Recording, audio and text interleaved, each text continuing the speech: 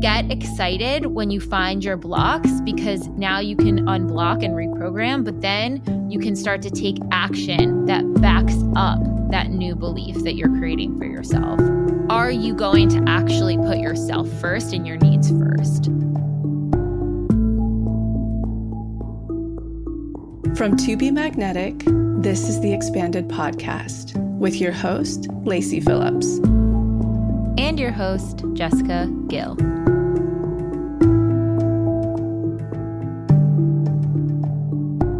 As the leading destination for neural manifestation, we dispel the woo-woo in order to help you create real, tangible results based on neuroplasticity, psychology, epigenetics, and energetics.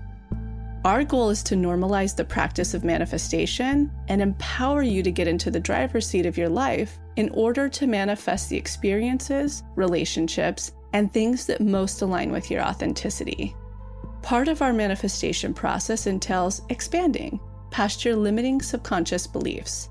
Therefore, by tuning into this podcast with interviews from experts, thought leaders, spiritual teachers, scientists, and those with neural manifestation success stories, you're starting the process of expanding your subconscious in order to see to believe that anything you desire is possible. And by pressing play, the process begins.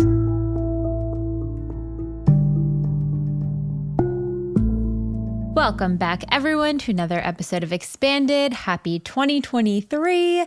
I hope you guys are off to a wonderful but slow and restorative new year. I feel like that is the vibe and the energy this year. All about being intentional, allowing ourselves to rest if we need to rest, and really ease into this year so our manifestations and our new ways of being and up-leveling can be sustainable. Instead of the typical sprint to everything and then give up, we want a long-term shift and goal for our new versions of self. So on today's episode, we are diving into what is blocking your manifestation. This is a question I got asked a lot when people were going through the challenge, is seeing, okay, these are my tests, but I'm not quite sure the block underneath of it or what I need to do to move through it. And it's so interesting because a lot of times our biggest blocks really root down to our core wound and limiting belief. So no matter what the manifestation is, what is a core wound where you are still settling for an old behavior, belief, dynamic about yourself that you're being asked to change, up level, not settle for anymore? We really talk about how we are manifesting truly from our inner child. And that's why it's so important to utilize the new Inner Child Deep Imagining that we just released in week 4 of the challenge. We also dive into Lacy's manifestation story thus far in the challenge.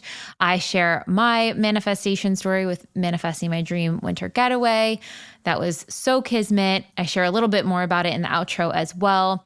And then Lacy really talks about how people can get really comfortable in their struggle and ways that you can navigate stepping through that. How getting comfortable in the struggle is actually one way that we could be blocking our potential and reconnecting with our authenticity.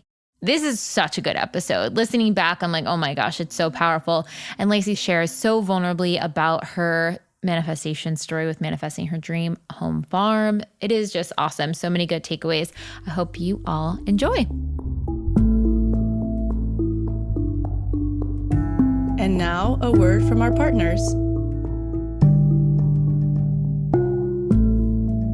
So as you guys know, we are obsessed with sustainability. What are ways we can use less plastic, help the environment, get rid of garbage, dispose of waste, be as sustainable as possible? And one of our favorite products we've introduced in the last year is Bite toothpaste bits. And Bite really solves 2 problems with one incredible product. So one, there is a ton of plastic waste of our toothpaste tubes that we're throwing out every year. There's so much plastic that gets discarded from them. And there's also a ton of harsh chemicals that are in toothpaste. In order to have paste, you have to have water in it, and to keep water stable and not creating any germs, there's a lot of additives, harsh chemicals, artificial flavorings, preservatives, things that you don't need to be putting in your mouth. And fun fact, did you know that you swallow 5 to 7% of your toothpaste every single time you brush your teeth? That means you're swallowing an entire blob of toothpaste every 7 days. So if your toothpaste is not clean, think of how many harsh chemicals or additives you could be ingesting. So Bite set out to create a product that is in a refillable glass jar, completely recyclable, and has the cleanest toothpaste on the market. They are dry toothpaste bits, so they don't need the water, which means they don't need any additives or preservatives for the water. It's 100% clean ingredients that are sulfate-free, palm oil-free, glycerin-free, a lot of things that you'll find in other natural toothpaste. And I absolutely love the fact that they have a natural alternative to fluoride. They have the fluoride option if that's what you want, but if you're looking for fluoride free, they have nanohydroxypate, which helps strengthen and restore your enamel. It helps support sensitivity issues. So if you are a hard brusher and you wear and tear your gums, or you're someone who grinds their teeth at night and your gums are a little bit more sensitive, the one with nanohydroxypate is going to support it so much. I love how convenient Bite is. It will just deliver to your doorstep every month or every couple of months, depending on how big your package is. You can travel with it. So if you're moving around a lot, you don't have a huge tube of toothpaste that you can't even get through security most of the time. You just have the little bits. They're so easy. You just pop them in, take a bite. It'll start to froth up. You can brush your teeth with it. And my teeth feel so clean afterwards. They've also never been healthier. Every single time I go to the dentist, they're like, what are you doing to your teeth? They are so healthy, we barely even need to clean them. So I really attribute that to my good oral health care with Bite toothpaste. And if you guys are interested in testing them out, we have a special offering for our listener for 20% off your first order with code MAGNETIC. That's capital MAGNETIC. Again, the code is MAGNETIC for 20% off your first order. You can go to trybite.com/magnetic and see all that Bite has to offer. Lacy here to talk about Bond Charge, formerly Blue Blocks. One of their new products that I think is really, really cool. They came out with a really, really incredible ice face roller that's super affordable. I've been using that daily. So lately I've been swimming in the ocean every single day, and it's just been really wonderful for my body. So that threw me into this whole spin of, I guess, biohacking, but also beauty hacking. I think they go hand in hand. So essentially I would swim in the ocean, and then I would come home and use their red light therapy device called their Mini on my face. And then after doing that for a good 20 to 30 minutes, I would then, put all of my serums on, and I would use the ice roller, which I'm still using daily, on my skin. And it was bonkers. So combined with the beautiful minerals of the sea, pulling all of the positive ions out in the sea, and then doing the red light therapy, and then really, really sinking in the serums on my face and shrinking the pores with the ice roller. I mean, it's just really, really, really crazy what happens with both of those devices simultaneously. And it's crazy. I even had now my dear friend who helps support us with Teddy.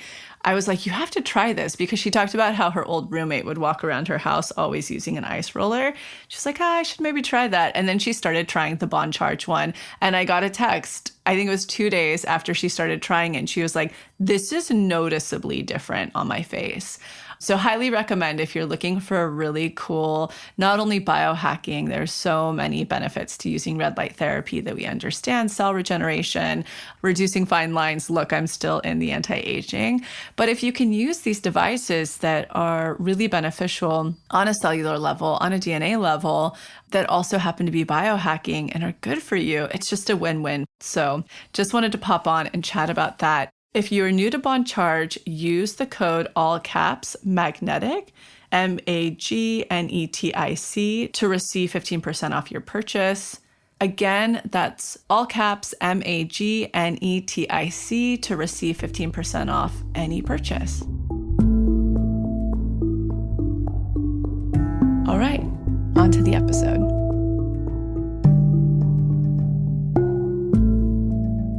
Welcome, Lacy. Happy New Year. Happy holidays. Happy New Year. We were just offline talking about how great the holidays were. And at TBM, we take, like a full week off from Christmas to the New Year's. It's so refreshing. And I just got to hear how wonderful yours was. I really feel like this year there is a lot of, and maybe it's something in astrology, but a lot of emphasis on people really needing rest and ease and even jumping back into the new year. Like, yeah, everyone had their workout every day, blah, blah, blah, things going on. But I think that the deeper feeling from everyone is like, let's take it slow.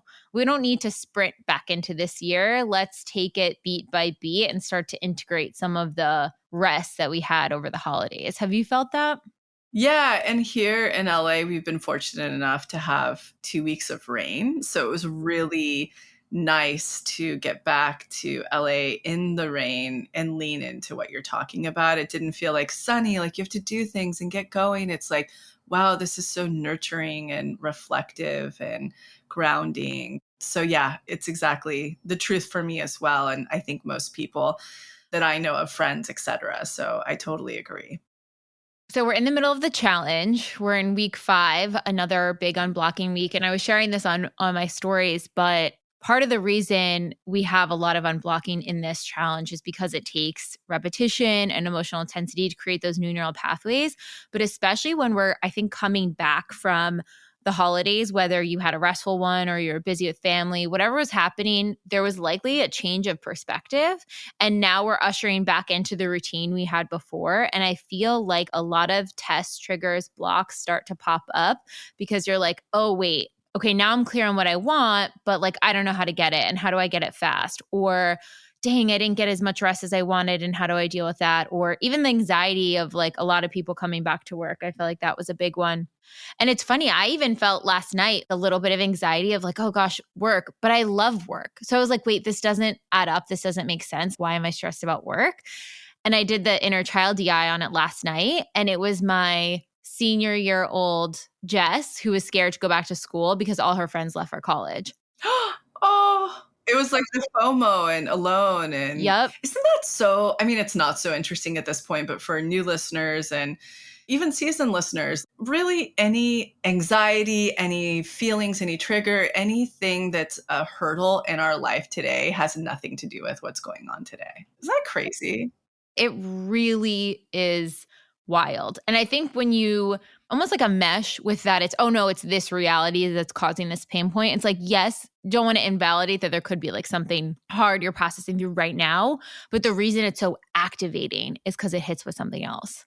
Always, always, always, always. And I think people fail to remember that in the moment of the tension, the tools are just right there. I myself included, when I get heated or, I'm really spinning out on something, it's like, hey, wait, why don't I just stop and I'll go do the unblocking DI on this or the trigger DI on this? What am I doing sitting here spinning out about this? And then I realize it has nothing to do with really what's going on. It's just touching on an old wound that I just need to address. 100%. And that's kind of the theme for the episode today is finding what's blocking your manifestation. This is one of the exercises we had in the challenge. It's one of the exercises in the How to Manifest workshop under finding your blocks. But I think people have sometimes a hard time seeing between the lines of how blocks can correlate to specifically their manifestations. They can see just general places in their life where their blocks are, but it's kind of getting very intentional and seeing what your block is in relation to a specific manifestation that's coming up for you. Amen. So, okay, just for anyone new who might be tuning in, when we're talking about blocks, blocks are all the pain, shame, programming, the limiting beliefs, the core wounds that are created in your subconscious that keep us from truly believing that the things we want are possible and prevent us from connecting with our manifestations. They're energetically blocking out what you want to come through. And I almost want to like give the visual for someone to think about blocks. I had this thought the other day because you know how you have the example of expanded is allowing the runway to become visible for the plane to land. Mm-hmm. I almost see it as the plane, which is your manifestation, wants to land. It has space to land if you're expanded enough. But it's almost like the radar at the airport, which is your subconscious, is giving it signals not to land. Like it can't figure out where it needs to go because it's being told to keep circling or not land or don't come through. And what the radar or your subconscious is actually saying is allowing tests to land or things that you settle for before to land and stay in alignment with until the radar is at the subconscious self-worth with the plane, then it will tell it to land. Otherwise, it's just blocking it. That's a great way to look at it, or it's the storm. Like you're just going to keep Mm, flying. You know what I mean? There's nowhere to land. What you're saying makes sense because it's like you just don't see the path forward. And this mm-hmm. is all subconscious that we're talking about, so for the listener who's like, wait, what? It's really just like Jessica was saying, it's the old memories and the imprints that are looping. And either way you want to look at the analogy, that's exactly the case. And I know like some people are really turned off by the word block. Just know if you're triggered by that, it's actually nothing to do with the word yourself. It's just something you're still like annoyed at or frustrated that you haven't manifested, etc. Because energetically, block, you can unblock. There's a solution there. So just looking at the block as it's just something that's still looping in your subconscious that is literally projecting out and saying, I'm really scared of this. I can't have this. I'm not lovable for this or worthy of this. And the beautiful thing is there is a solution. There's a healing. There's a way to subconsciously get down there and desensitize the emotions surrounding that experience. And then using neuroplasticity to reprogram or re-imprint that, wait a second, that had nothing to do with me. I'm actually really worthy and I am so lovable and it is okay. And I do want this, so just noting that don't be too triggered or whatnot with the word block, because it's something that you can unblock, you can change. And we all have different variations of them. That's the whole reason the universe is dancing with us and mirroring experiences to us, because it is really just trying to get us back into our whole worthy, authentic selves that we were born as before we experienced any pain, shame, or programming. And I think you said this in the new workshop too, but like you are not blocked. Blocked is not your defining term. Block is a movable piece. You don't need to see yourself as broken, needing to be fixed. Like you didn't do anything wrong. And in fact, looking at the blocks as survival mechanisms, they were created out of a way for you to like cope or survive in a situation that didn't feel good to you, usually as a child. Then you can start to have some empathy for the blocks. It's almost like curiosity of like, why did this subconscious limiting belief even become created? What was it trying to do? How was it trying to provide safety, value, security, connection, love, etc.? And then when we see it from that lens, it's almost like having empathy for the parts of us that attached to these blocks and held on to them. And then it's now the adult version of us saying, okay, I see why you were created. That was smart for that period of time. But now, for what I want in life and my evolution, it's time for me to move through these blocks and start to create a new reality. Yeah, it's adaptability 101. And I think, like you're saying, when you look at it with compassion, you lose that stigma. I also think this is a huge key. You explained this to me pretty deeply after you spoke with Janelle and you guys worked on the inner child script together, the new Deep Imagining we put out 2 weeks ago. And really being able to look into your inner child's eyes and really, really being able to connect with that empathy. It's really our inner child that's manifesting at all times. That's it. Like, it's just that simple. And when we're able to have like a tremendous amount of compassion, and it's not our parents' fault, it's not our caretakers' fault, it's not the environment's fault. They are just a product of what they came from. And so being able to take that empowerment back and being able to go, wow, I have to get compassionate, with myself and my inner child, and able to go there and be there with them. Then from that place, I can start to discover why maybe I haven't connected with this manifestation yet. And knowing that there is a way to unblock, to expand and take aligned action, that I will ultimately connect with my manifestation. I think the compassion piece and the empathy piece is the best way to lead in this work. It just makes it faster and more empowered. Yeah. And there was something Janelle said when we were consulting for the inner child DI, was that there is no greater way to move through shame and be able to show up in high self-worth than knowing that you are showing up for your inner child. Because I think when it's about us in the moment, we kind of enmesh, but when you sort of psychologically put your inner child as like one part of you that's inside of you, it's almost like your mama bear energy comes out and wants to protect it in a wholesome way. And when you can do that and you're like, oh, I understand this inner child. I love them. I care about them. I believe in them. And then when you have a decision in real life where it's like, are you going to do that thing that's playing small and not honoring your inner child? Or are you going to actually stand in your worth? That's the thing that will push you over the edge and be like, no, I'm not settling. And it's hard. I'm even thinking about during this challenge, the things that I was unblocking in the test I was having to pass. That's hard. Like every time you're up against a new edge, it's hard, but it's so worth it. 100%. So, Lacy, walk us through, even an example from you.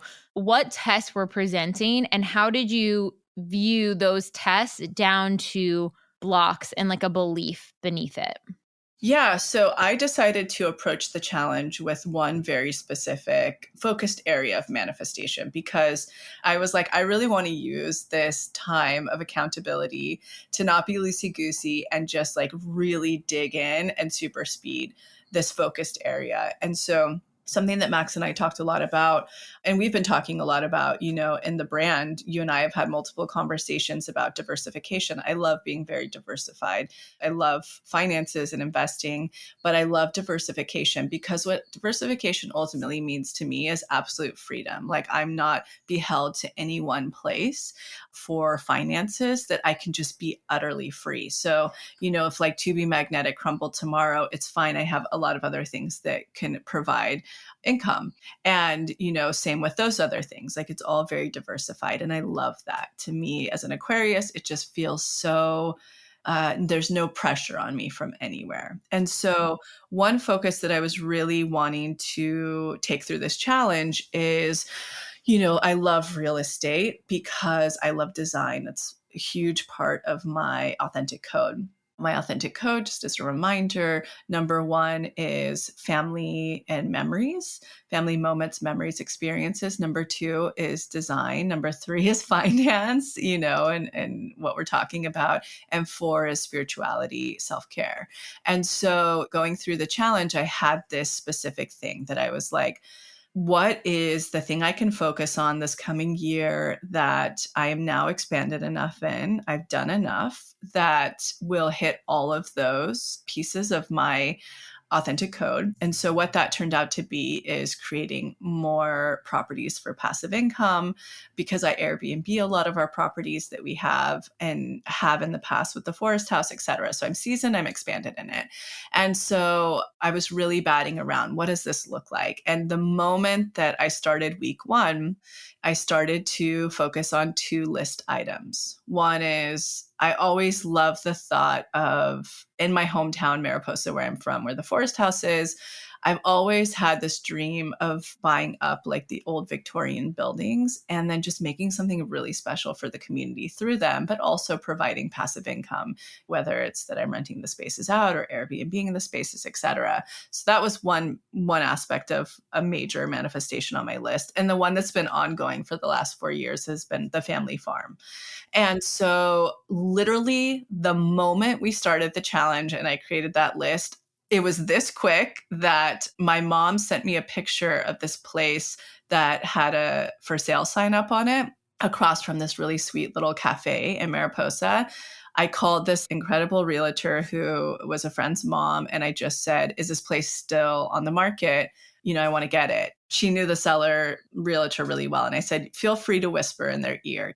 If there are any bumps in escrow, just let them know they have someone who's interested in buying it cash, because it would be a really hard property to finance as it's commercial. And so She calls me back later and she's like, it's actually falling out of escrow in general. So your wish is my command. And so I know it's crazy. We get into it.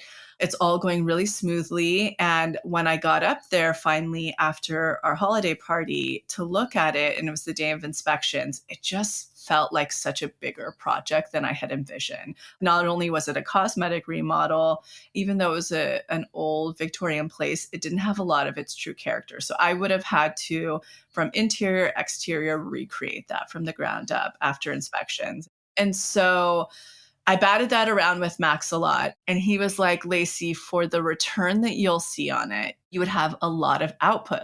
I'd have to be managing the contractors and going through all of those hoops. I've been through remodels. I know what that's like. And he's like, wouldn't you like to do that like we're currently doing at our other Topanga place where you see a really good return every month from Airbnb? And I was like, fuck, you're right. But my big test here was that I didn't want to let down the realtor. Like I knew for her, this would still be a really nice commission for her. And you felt like it was a favor too, right? Because it was through your Yeah, mom's friend. it's Yeah. exactly. And then on top of that, this is how the universe made it so challenging. The day after inspections, I had said, and I'll just be transparent because I actually don't mind this at all. I think it's expensive. The selling price was $460. And after seeing inspections and stuff, I was like, the only thing I would ever consider paying on this is $350 after that. It's such an overhaul. And basically that was the case. They came back and said the sellers will do it for $350. I was even still like, ah. So I had to really use that inner child week to just unblock and go like, dude, I'm not letting anybody down. What? I'm going to take this on as a favor? Like, what am I thinking? So it was a lot of worth stuff there I had to go through that felt like that kid that, someone won't like me or I'm going to let them down, that piece. And then also like these sellers are now willing to go there and I had said it and I'm still going to pull out. So anyways, I had to really do a lot of unblocking there. And at the same time, something I had been focused on because we have a family ranch that's, was my grandparents. And then when they passed away, it was left to my dad and his sister. And I'm looking at the ranch and I'm like, I would have the means over time to fix this place up. And I had to take a moment and go, this is my dad's now. I have to surrender to whatever he wants to do with this. I have to let it go. It's not my dream to have that be my place. I hate the heat. It's very hot there in the summer. It's not my place to rescue. It's his experience. So I had to do a lot of inner child work around letting that go, and a really big realization that came up for me. And I think this has been a huge block of anybody who's been following for a while, blocking me from our family. Like I've been calling in a family farm, that's in a cool weathered place, that's old, that I can fix up, that has multi-units on it, that's kind of like a compound. And I think that this family ranch has been blocking that because there's a piece of me that feels so sentimentally connected to it because like I've expressed a lot, my grandparents helped raise me and all of my happy inner child moments are from that place. Like it's making me emotional actually. Like, Aww. I know it's like I had to, in the inner child work, I had to really go like, they bought this place. They didn't inherit it. They didn't save it. They created this. I have to let this go and create my version of this. So clearly I still have some inner child work to do on it. But when I could really get to that place of understanding and that expansion that like they created their version of this. And ultimately, they were my first expanders because during the time that they were raising me, they had this coast house, in the Santa Cruz coast, and they had this ranch. And so it's interesting that I'm somebody who's always wanted to create, having multiple home experiences. So when I could get clear on that, they created that. They didn't save something. They didn't inherit it. And I was like, okay, I'm going to walk away from this place that's in escrow. I've done the work on it. I can't do this as a favor for other people. Bam. That day, I had 3 different people send me this listing for the particular place now that I have an offer in on. 3 different people who know me well. They were like, I feel like you would like this place. It's been on the market for 2 months. It had no movement on it. It's Northern California, my whole list. And I went, holy shit. And I actually have a friend who has a place there and has multiple friends there who Airbnb, et cetera. And I asked her, I was like, what do you think about this place? I've been through the area, I've spent time, and she was like, oh my gosh, you have to talk to my realtor. Bam, they went to look at it together, sent me tons of videos. We did a walkthrough and they put an offer in and they've just countered, and I'm going up next week to look at it. So I don't know if this is like the big shiny carrot test, if I'm about to go into a magic dark, or this is the place. But because of the challenge and doing that deep inner child work that I obviously clearly have a little bit more to do, as well as really this week of free deep imaginings where you choose your own deep imagining, it's just been tons of the unblocking DI on like boundary work, everything that's coming up, speaking my truth, etc. That regardless if this is it or not, I'm so close. And it's because of the challenge, because I've been like held accountable on a weekly schedule, had to do it in community, knowing I have to hop on Instagram every week and share. Like it's happened so fast because of this. So those were the tests. Wow. Okay, wait. Two things I really want to point out is just for everyone who's like listening and like pulling so much out of your story. The main biggest blocks that you face in relation to these two was having the tests around, okay, yes, it's an opportunity test of this actual potential Victorian home, but the emotional test underneath of it is this feels like a no, and I'm scared to say it's a no because I don't want to disappoint someone, to make them not feel good enough. So you had to go in and be like, okay, where else have I felt like if I put myself first that it's going to harm other people? Can I reassure my inner child, no, you're okay. You're allowed to put your needs first. And even the fact that you're in your conscious state, like that's ridiculous. Why would I take on a massive project as a favor? That's not a favor to someone, but your subconscious, there's still a part of it, or there was still a part of it that was like, oh, but what if they don't like me? Or what if this happens? So you had to work through that. And then the other big block is that it almost sounds like grief for letting go of this family property and feeling like, oh, wow, it'd be such an honor to take it on. But knowing, and that's why the authentic self comes in so important, it is not your authentic dream, even though it was so emotionally connected to your family.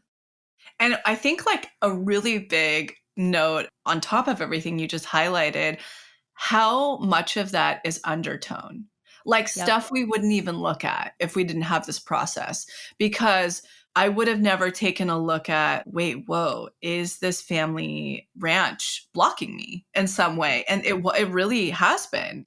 There has always been this attachment to it. And the knowing like, oh, I'll probably step in and take care of this, and having to really let that go. Like that's not even something that would be on our conscious radar, as Mm-mm. someone, whereas the other piece might be a little bit more obvious. So it's just like really, really looking everywhere at the undertones, I think is so big. And when you decided, okay, I have to let that property go, did you have to have a conversation with your dad? What did that action step look like? No, like what that looked like for me, it was actually, no, whoa. What I really did was in the deep imagining, I brought my grandmother forward, who, was so connected to it. Look, it's going to make me emotional again. But this is how this work feels when you're really getting to Yes, the it root. really is. This is the deal. When people write in and they're like, I'm not manifesting, I'm like, are you doing this? Like, are you like really getting to the bottom of things? And I had to have a conversation with her and basically asking her, like, show me, help me find the next place where I can give these experiences to Teddy. That was the big Mm. thing, which she's already getting into Tobago for sure. But, like having that true experience, because things that I remember about our coast house, for instance, we would go and get fresh crab. We would shuck oysters. There would be a lot of time on the beach together. It was a very grounded, interactive experience. And we definitely do things like that with Teddy here, but not to that extent. That if we Mhm. were in somewhere that's a lot more raw and slow paced and quiet, and the thing I've always been really transparent about is I'm so sensitive to heat. Like my adrenals are so sensitive to heat. So people coined the term summering at places. I want to coin the term autumning at places. Like I want an autumn house so that the moment that the weather is over 78, I'm out of here until November. But yeah, that was the piece, really craving that, marine farm, surrounded by farm experience for her to have that, is so sacred, and it's not anywhere near a big city. It's just so much more salt of the earth and grounded. And between my grandparents' two places growing up with them, I had that experience. And so I'm definitely craving that. And so that's what I did. It was really, I think people can kind of do this in their own ways, but to really send that message from my subconscious so clearly to the universe, I called her in and I was like, help me cut this tie and help me find my version of this. Work with me from the other side. That's how I did it. And even just being able to have a moment of gratitude for your family farm in Mariposa, having a moment of like, okay, I can acknowledge how much joy that brought me as a kid and how much safety and how many incredible memories I had there.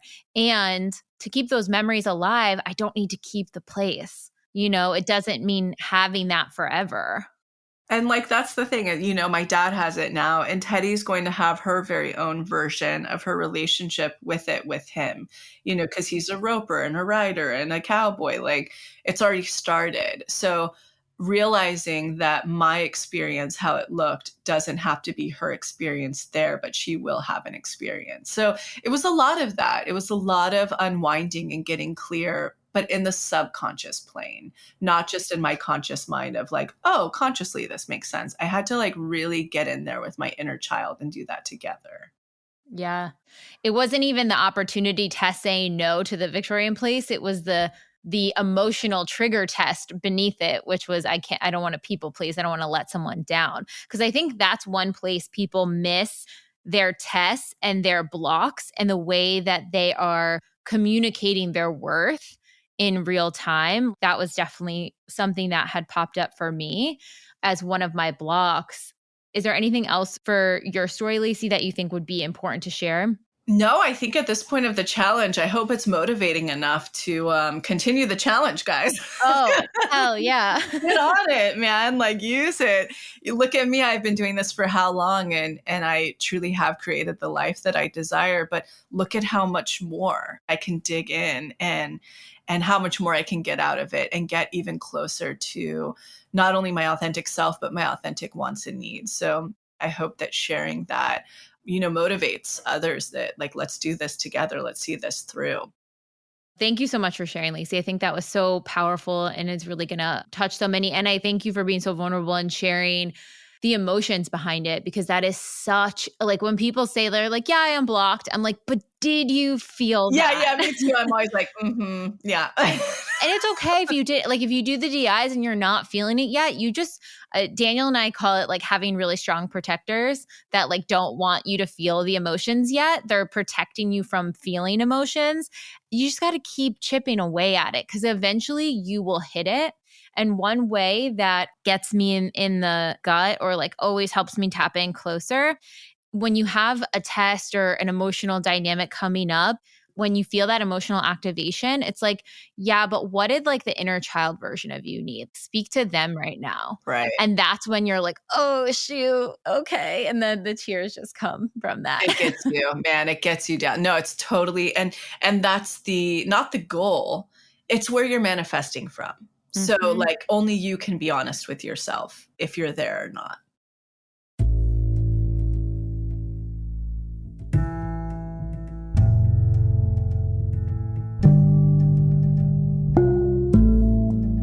So I'm quickly interrupting this episode to invite you, if you're ready to start your manifestation journey, or if anything you've heard in our manifestation episodes has piqued your interest, to begin. We have a la carte workshops in everything from the basics bundle, which is what we recommend to everyone who starts. It's the formula that actually teaches you how to manifest, unblocked inner child, and unblocked shadow. We also have a la carte workshops on love and money, But the real gem is the Pathway membership because it encompasses every single workshop we have. It's a year-long membership with full access to the few a la carte offerings we have and exclusive workshops not available anywhere else, such as the daily practice, which is what everybody in the Pathway uses, hopefully at least 3 times a week to daily, in order to truly create the new neural pathways that one needs in order to manifest, and houses the library of our deep imaginings, which is our unique hypnosis process that allows you to get into your subconscious and overwrite those old neural pathways, creating the new ones. You can use our special code EXPANDED, all caps, EXPANDED, to receive $20 off your first a la carte workshop purchase or $20 off your first month of the Pathway. Again, that's all caps, EXPANDED, EXPANDED.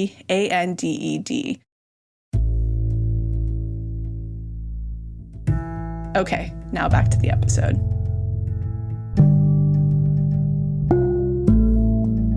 So one big manifestation I was calling in was this dream winter getaway. My soul was craving winter, being from the East Coast, and really just a magical, relaxing time.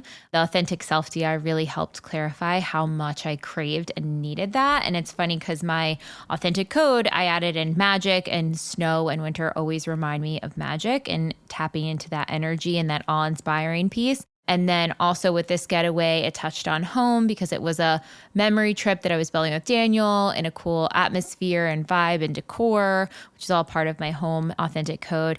And then it also touched on innovation because I feel the most inspired for innovation, newness, freshness after being around awe-inspiring nature and rest and relaxation. So I wanted to be in environments that sparked that innovation, impact, magnitude, so to speak.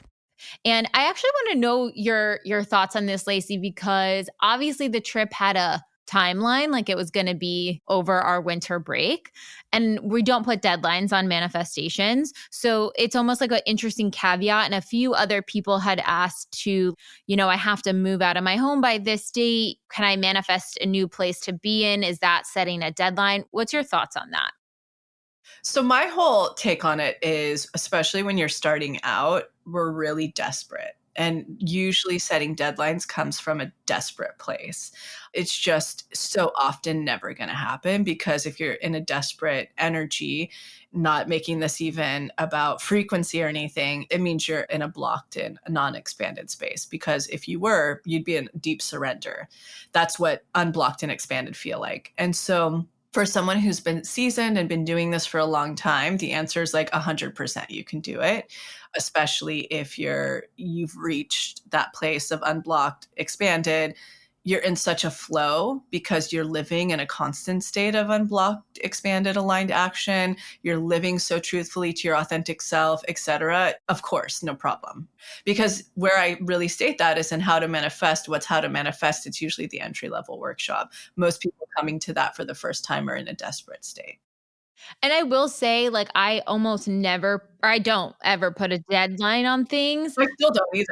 Yeah, because It's insane. Still don't, but stuff happens very quickly and no problem. yeah, but for even this trip in particular, like we always take some sort of a trip over the holidays, and I've always manifested a really good experience. So I was like, well, we do this every year. I know I can do it. That's expansion. Yeah. So I already knew writing the list that it was so possible because we've done it. Or even when we take like we had our summer trip in Topanga that was so last minute we planned and that lined up perfectly. So I already knew like this is so possible. I've done it so many times.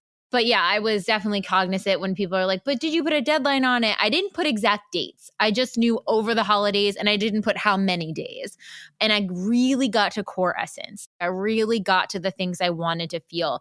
I wanted to feel restful, awe-inspiring nature, luxurious, cozy cabin vibes, good restaurants to eat at, small town vibes, something walkable that I could go to but able to explore. Part of it, and this is why the blocks are so interesting how they come through, is we were planning which ski town it was going to be. We had 3 that in our guts felt really good, but we weren't quite sure which one to go through. And I had this one moment when we were going to go book this, or before we were going to go book this, and I was like, Our plan every year is to go back to Jersey, spend Christmas with my family, first my dad, then my mom, and then go off and have our vacation. And the idea of traveling to the East Coast and then coming back to the West Coast just felt so exhausting. I didn't even want to have like a conversation and catch up with anyone. I wanted full isolation for a couple days, just quiet in nature. And I had this realization where I don't think I'm actually going to go home for the holidays this year.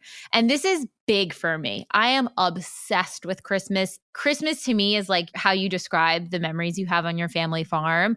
They're the happiest times for me as a kid. And thinking about not having it was really hard.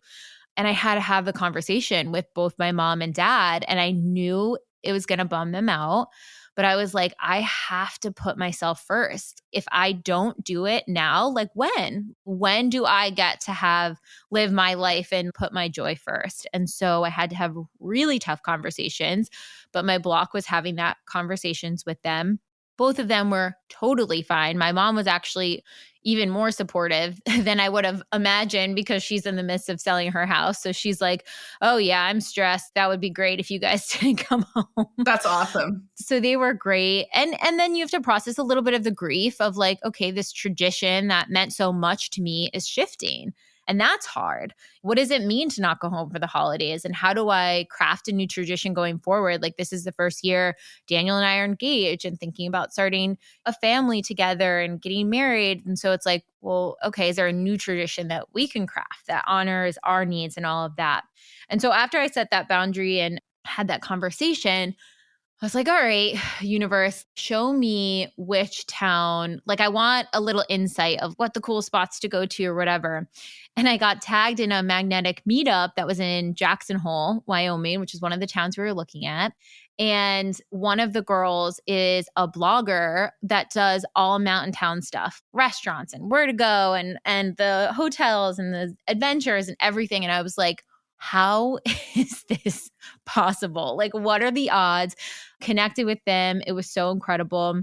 I had a couple other little tests come up. The tests come up were like boundary crossing. A friend said something that was, I don't think they meant it meanly, but they said it and it came off in a mean way. And I was voice noting with Heather about it. And she was like, yeah, but did you actually communicate how that made you feel to your friends? And I was like, no, because I know they didn't mean it like that. And it would hurt their feelings if I brought it up. And she was like, but by you not communicating it, you're subconsciously telling yourself that it's not safe for you to communicate your needs openly and like have a relationship where you can share that.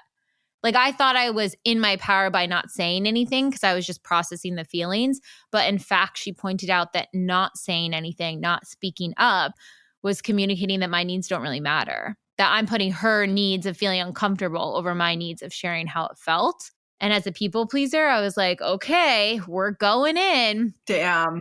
And had to go in and say, I know you didn't mean it this way, but this is, when you said this is how it felt. And, I just am hoping for more support from a friend, blah, blah, blah.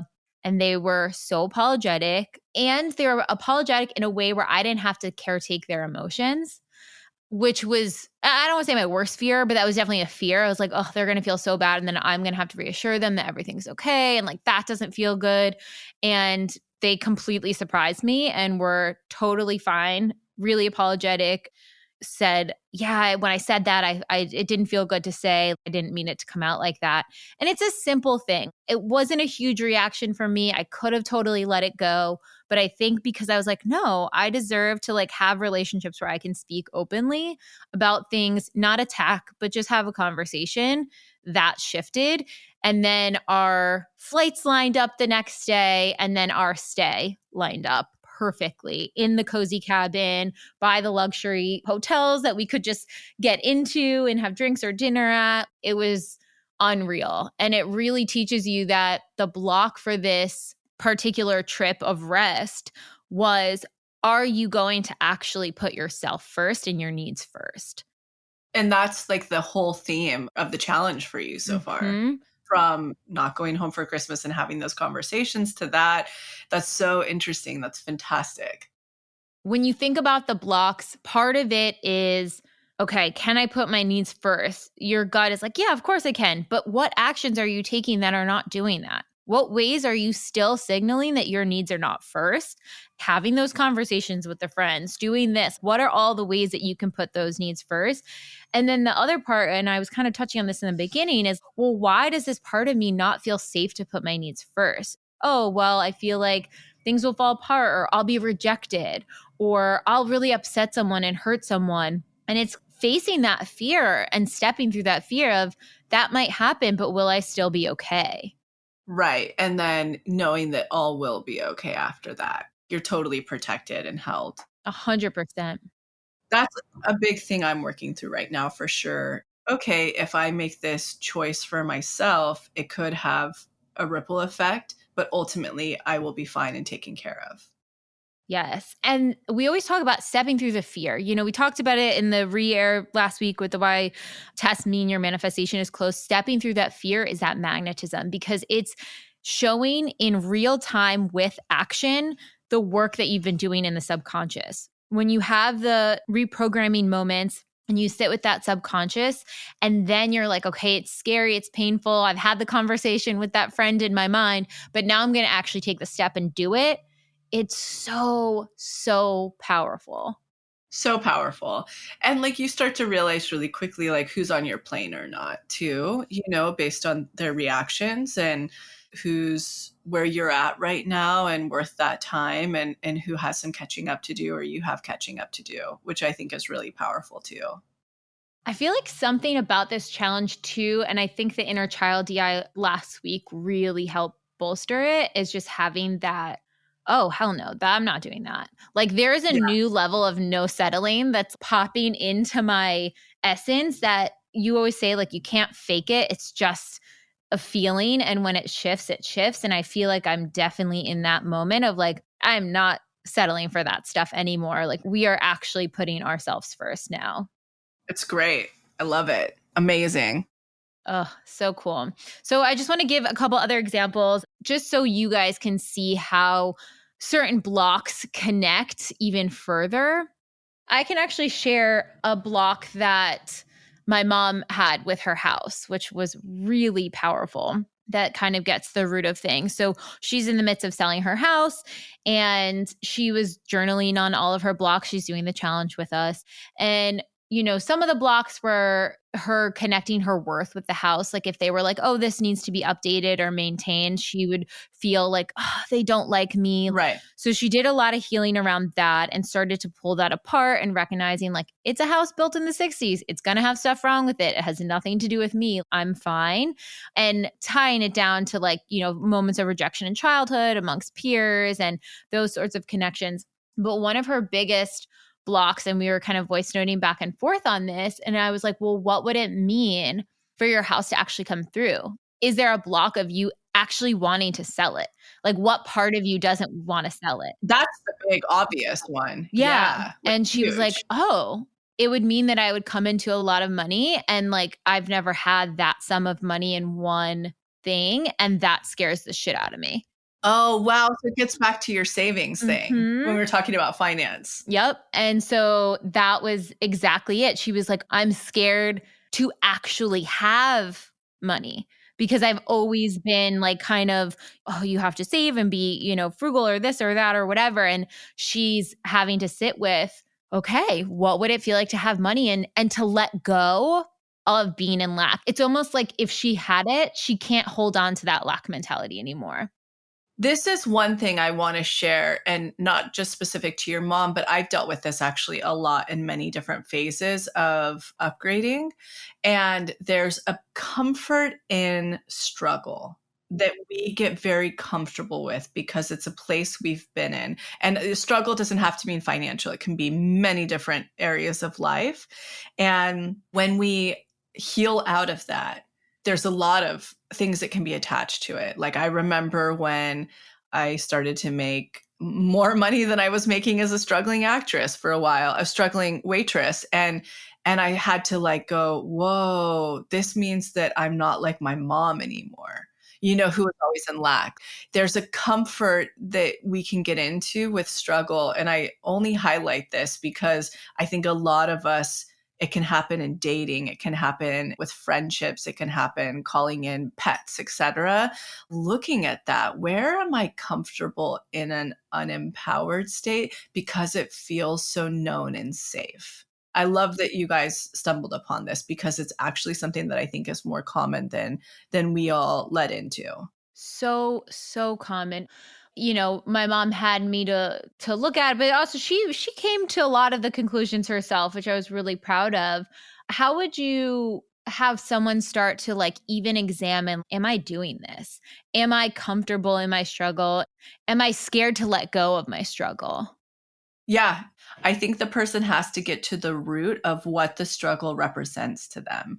So, like, watch, I think we can highlight it in real time. What did the lack represent to her?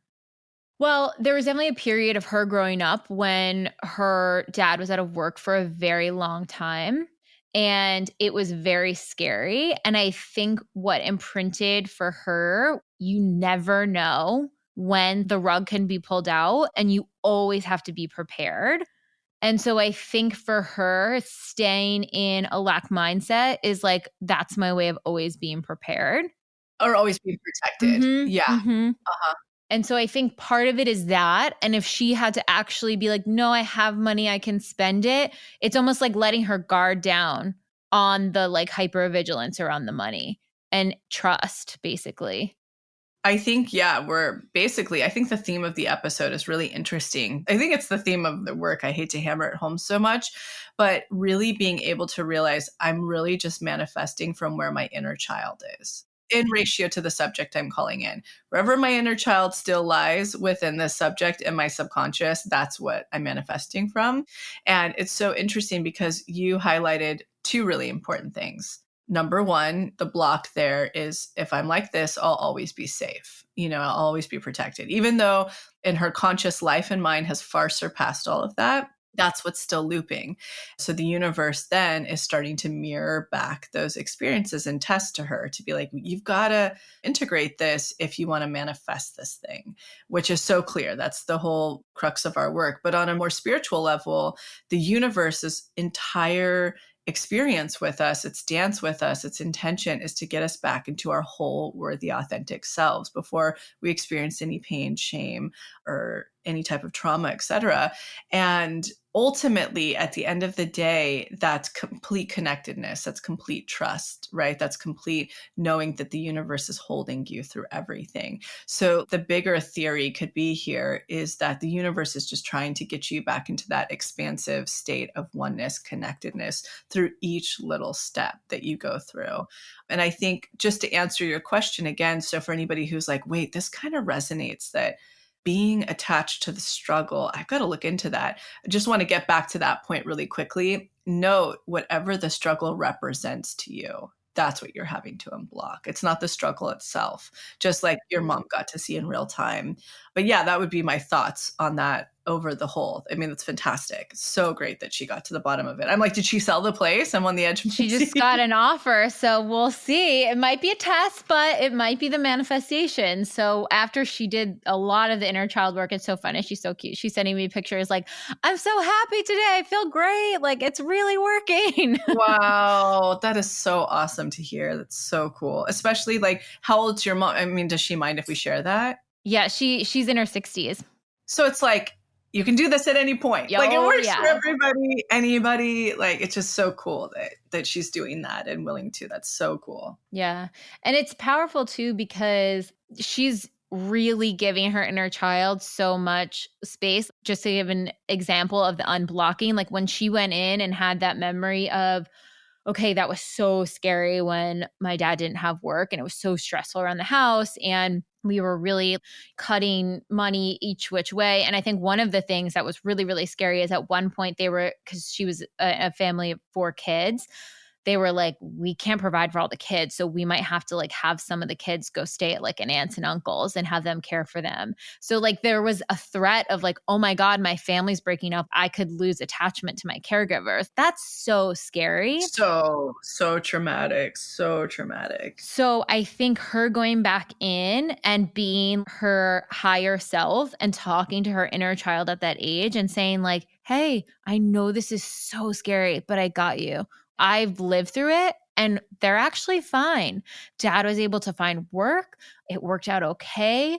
Everything's good. You don't have to worry about money like this. You've already set yourself up in a great way that this will never happen to you. You feel that fear very real, but you're satisfying and soothing that inner child who still feels like, wait, what if this happens? It's almost like debunking the assumptions. That is so big. Yeah, the theme of this episode is going to be you're only manifesting from where your inner child stops in ratio to the thing you're calling in. Whatever its experience was with that, that's what you're manifesting, right? That's what your reality is in ratio to that focus and topic. 100%. For anyone at home who's like, I don't know, a few people were saying, I don't think I'm getting tested or triggered, or they can't find their blocks. Like, really take a look at what are the places that are asking you to set, like, look at the checklist for tests. Where are things impeding on your boundaries? Where are you settling and playing small? What are things that are pressing upon a core wound? If lack is a core wound and it's always been so scary and activating to spend money, where is that being pressed upon in some way? And then the real root core wound block underneath all of it is, what was the belief that made your inner child feel not safe that this block was then created for? And take that through, the unblocked DI, the inner child DI, like really give them what they are needing. And when you can do that again and again and have a real emotional reaction to it, things will start shifting very quickly. Agreed. So excited. Well, write us in. Let us know what comes through, what blocks that you may have had an aha moment about listening to this episode, and what things you want to show up for yourself now and show up for your inner child for 2023. I think the best ending point too is, do we have any little guidance or insight of how to finish out the challenge strong? So the next 2 weeks of the challenge, we have unblocking this week. If you're keeping up, next week we're going to go into aligned action, clearing space, pings, which is going to be so huge. And then that final week of the challenge is about the missing piece. What I really want to hammer home to people is when you are finding your blocks, your tests, the next step of once you've unblocked that is taking that action in real life. So kind of when I was saying in my story about, okay, yes, my belief under there is my needs don't matter, but what ways am I still behaving like they don't matter? Where am I not speaking up? Where do I need to clear space? Where do I need to set boundaries? That will all be next week and very clear on what aligned action you need to take in order to connect with it. So just get excited when you find your blocks, because now you can unblock and reprogram, but then you can start to take action that backs up that new belief that you're creating for yourself. Amazing. I love that. And I think just really, really having follow through, get into the community group, connect with people. If you're stuck on something and you're like, I don't get this thing came up, is this a test, etc., just hop in there and ask people, ask your peers. That would be my 2 cents. Like, just really see this through. And if you're listening to this and you're like, I fell off, go back and do it. If you're brand new to it, go through it fresh. But if you're not, if you're seasoned, you've been doing this work, find one focused thing you want to take all the way through the challenge. Really, really let this work for you in this really special time to kick off the new year. And for any expansion for anyone out there, I started the challenge and have been following along, but Daniel, in his own Aries way, is just starting the challenge this week. That's awesome. So he has plenty of time to go week over week, and we're going to have the challenge open until the end of February. So even if you start literally today, you don't have to skip any steps. You can go straight through and connect with your manifestation. And just think about it. Lacy is so close to a big manifestation. I manifested already a huge thing on my list. We're not even done with the challenge yet. So just know by showing up, by dedicating to this work, so much can shift. You can move through those blocks. It feels so different on the other side of those blocks. I wish I could have the words to describe to you the feelings of it, but it is just something you have to resonate with in your body, and it is so powerful. So I wish that all for you in the new year. Yeah, same. Excited. Keep us posted, especially in the community group. Yes. All right. Thank you, guys. We'll see you next week. Bye.